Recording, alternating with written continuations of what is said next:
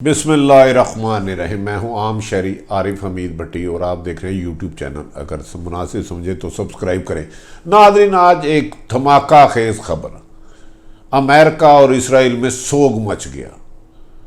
दफ्तर खारजा ने कह दिया कि ना इसराइल को कभी तस्लीम किया था, ना करेंगे, ना कर सकते हैं।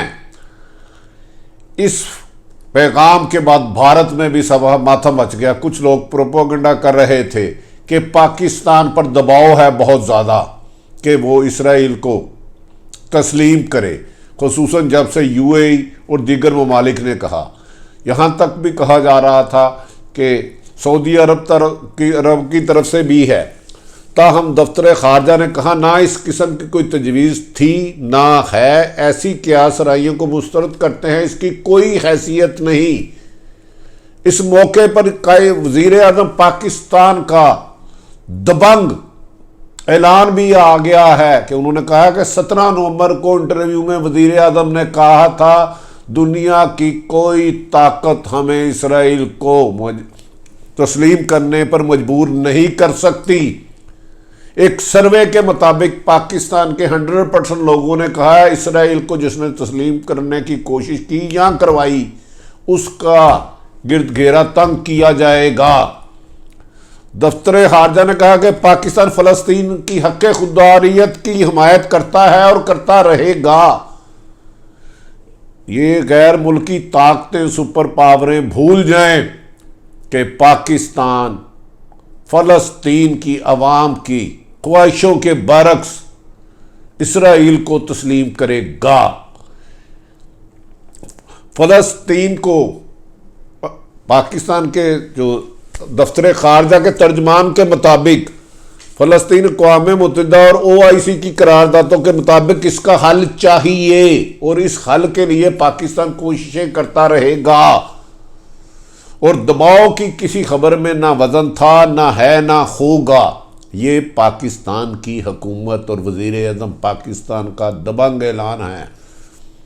नाज़रीन, दफ्तर खारजा की तरफ से ये बात भी आज बिल्कुल साफ क्लियर कर दी गई। जो लोग प्रोपेगेंडा कर रहे थे या करवा रहे थे या इसका हिस्सा बनना चाहते थे कि गौर किया जा रहा। उन्होंने कहा 1967 से कबल सरहदों और दारुल हुकूमत अल क़ुद्दूस पर मुश्तमिल फ़लस्तीन के 2 हामी और 2 रियासती हल के हामी थे, हैं और रहेंगे। 2 रियासती हल के हामी थे, है और रहेंगे।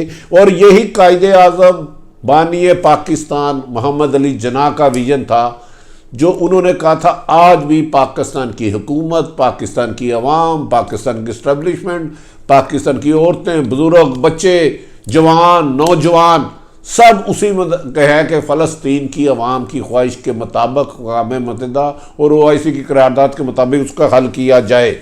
यकीनी बात है इस खबर के बाद जो प्रोपेगेंडा किया जा रहा था कि ये साजिशें फैलाई जा रही थी, वो साजिशें दम तोड़ गई, दफन हो गई ज़मीन में कि पाकिस्तान ने गोल मोल बात करने की बजाय वाज़ेह मौक़िफ़ दुनिया तक पहुँचा दिया।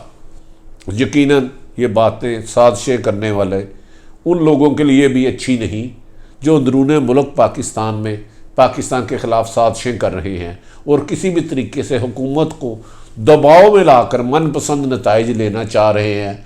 और ये बात उनके लिए भी अफसोस का बायस और उन्हें गमज़दा करने के लिए काफ़ी है। नाज़रीन, सफारत इस सिलसिले में इसराइल लॉबी और अमेरिकन लॉबी ने मुख्तलिफ सफारतकारों को मुतरक किया है कि वो ऐसा दबाव डालें, इस किस्म का प्रेशर बनाएं कि पाकिस्तान इसराइल को तस्लीम करने पर मजबूर हो जाए। जबकि नहायत ज़िम्मेदार ज़राए के मुताबिक बहुत सारे सफारतकारों ने अपने हाकिम वक़्त को इतला दे दी है कि पाकिस्तान में ये दबाव नहीं चल सकता, ना हुकूमत पर, ना इस्टेब्लिशमेंट और आवाम पर। इस सिलसिले में आप सब जानते हैं IMF किसका ग़ुलाम है, वर्ल्ड बैंक किसका ग़ुलाम है।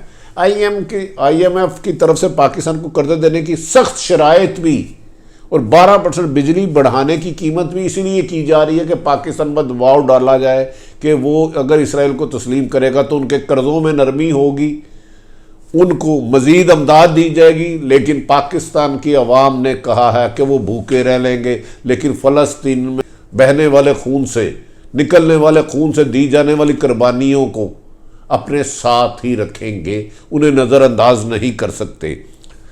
नाज़रीन, यही कायदे आज़म का विजन था। मेरा ख्याल है इसके बाद अगर कहीं कोई ये प्रोपोगंडा कर रहा है, उसे पाकिस्तान की अवाम का, वज़ीर आज़म पाकिस्तान मोहतरम इमरान खान साहब का और इस्टेब्लिशमेंट का वाज़ेह पैगाम पहुंच चुका है। इसके बाद क्या आसराइयाँ ख़त्म हो जानी चाहिए और इसराइल को अब फ़लस्तीन की अवाम की ख्वाहिश और अक़वाम मुत्तहिदा और OIC के मुताबिक हल करना होगा, वरना उसके लिए आने वाले वक्त मुश्किलात का बायस बनेंगे। नाज़रीन, दूसरी अहम तरीन खबर, आज आर्मी चीफ की सरबराही में कोर कमांडर्स कॉन्फ्रेंस हुई। ये कॉन्फ्रेंस माजी की निस्बत बहुत ज़्यादा अहम थी। इसमें बहुत सारी बातें खुल के की गई, कुछ बातें आपके सामने पेश करेंगे और कुछ बातों को जिक्र ना करना शायद मुनासिब है, क्योंकि इस किस्म की स्ट्रेटेजी बनाई गई है। और चंद रोज़ कबल जो भारतीय के जो दहशत गर्दी का पाकिस्तान में नेटवर्क बनता जो डोजरी दिया था, उस पर तफसीली डिस्कस की गई। कोर कमांडरों ने इस पर सवालों जवाब किए। इस पर एक ही बात कही गई कि पाकिस्तान से बाहर होने वाली साजिशें और अंदर होने वाली साजिशों में पाक फौज की मुकम्मल नज़र है और पाकिस्तान के खिलाफ उठने वाली उंगली काट दी जाएगी। पाकिस्तान के खिलाफ साजिशें करने वालों को निस्तो नाबूद कर दिया जाएगा। नाज़रीन, आज के मौके पर जब ये कोर कमांडर कॉन्फ्रेंस हो रही थी तो कहा गया कि GHQ में जो ये कॉन्फ्रेंस हुई उसमें यह कहा गया कि पाकिस्तान कौमी सलामती के मामलात और बॉर्डर की